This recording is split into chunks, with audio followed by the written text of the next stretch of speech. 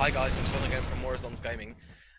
Past Sunday I uploaded a preview video for a game called Dear Esther, and having played the game twice now, no, 3 times actually, I thought I would be in a bit of a better position to actually give some solid information about the game, because past Sunday on the preview I did not really have that much in the way of information. That was mainly because I'd never played the actual mod, and I didn't want to delve too deeply into what the story was about for fear of spoiling stuff for myself, and I really wanted to avoid that. Before I start though, I just wanted to tell you two little things. One, I will also be I'll be making a written review of this game as well. A link to that can be found in the video description down below. What else can be found in the video description down below is a link to the site WASDgamer. Why is there a link to that site in the video description down below? Well, that's because this video and some future videos as well will be sponsored by that site and will also be hosted on their front page. Back to the matter at hand, a preview review for the game Dear Esther. The game starts you off on a pioneer lighthouse on a deserted island. A man starts reading a fragment from a letter to a woman called Esther, which is the Esther from the title, obviously, and some sad violin music sets. No, piano music sets in, and that's where you have no idea who you are, where you are, or why you're there, and your only option is really to start walking and see where the island takes you. And that's really the full extent of the actual gameplay. What you do, what the purpose of this game is to walk around, explore the island, and as you walk around you'll hear a voiceover, a man reading fragments from his letters to Esther. And these fragments that have been written in such a poetic way, it gives you glimpses in the backstory and how what drives your character and what happened in the past. And basically those fragments let you piece together why you're on the island and what happened in the past. However, sometimes the information gleaned from these voiceovers can be contradictory, because the information, sometimes the information is highly metaphorical, and sometimes it seems to they seem to directly contradict each other, and this makes it really hard, but also really interesting to interpret the information that you're given. Other than that, though, in terms of gameplay, there's not that much to do. You can't sprint, you can't jump, you can't pick anything up, you can't really meaningfully interact with the game in any way. All you can do is walk around at a normal walking pace, rather slowly actually, and at times, sometimes at set locations, and sometimes I feel randomly, you get one of those voiceovers by this man reading the letter. As for the presentation, this game really, in my opinion, doesn't really do anything wrong. The graphics are magnificent, especially considering that they use the old Source engine to render all this. I mean, just seeing how much juice they actually managed to squeeze out of that old Source engine is nothing short of impressive. They really managed to bring the island that you're wandering around to life, and if you eventually get into the caves, that's where the game really shines. It's the caves have a magical feeling to them almost, and and the lighting is sublime. The sound, well, the voice acting, the soundtrack, and the sound effects are all equally amazing as well.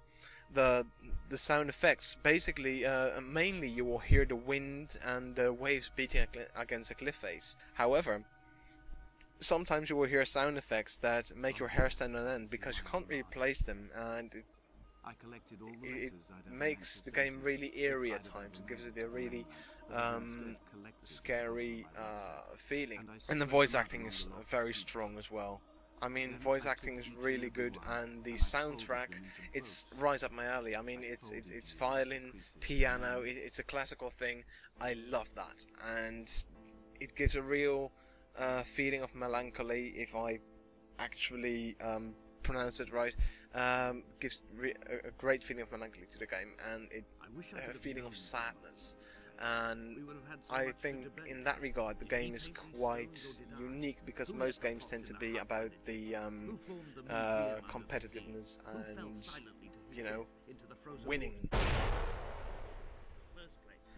However, some people might not really like some or all parts of this game. The most obvious, of course, is that there's no real meaningful way to interact with anything around you.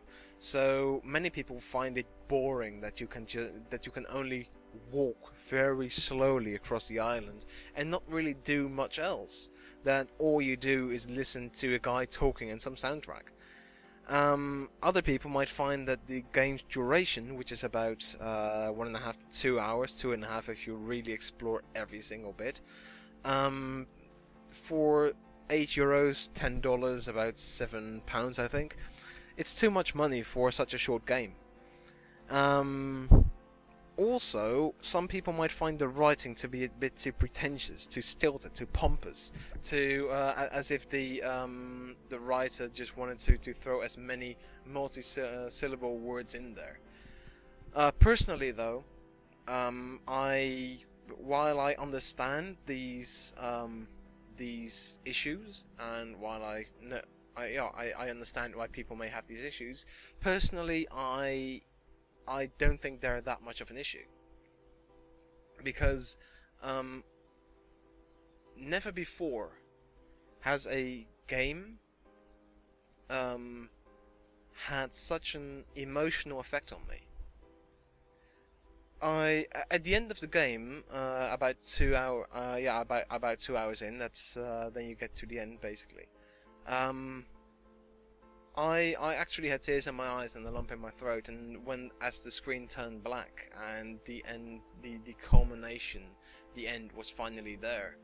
I sat staring at the screen for maybe 15 minutes, just trying to process what had just happened. In that sense, this is a really special game, but some people might argue that it's not actually a game at all, because there's no real traditional gameplay elements or any sort of rules embedded into the gameplay. People may argue that it might have been done better justice if it had been a book, and I disagree, because a book or a film do not have the same kind of interaction. Even though the interaction is really limited, it just doesn't have the same kind of interaction, because it is you exploring the island, you walking around.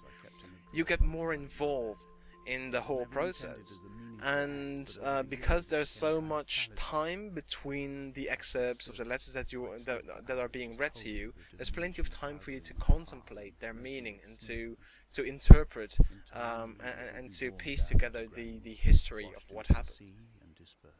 And I think that this could not have been achieved with another medium. However, I do think that this is of course not a traditional video game. I would say that this is a culmination of multiple media. I think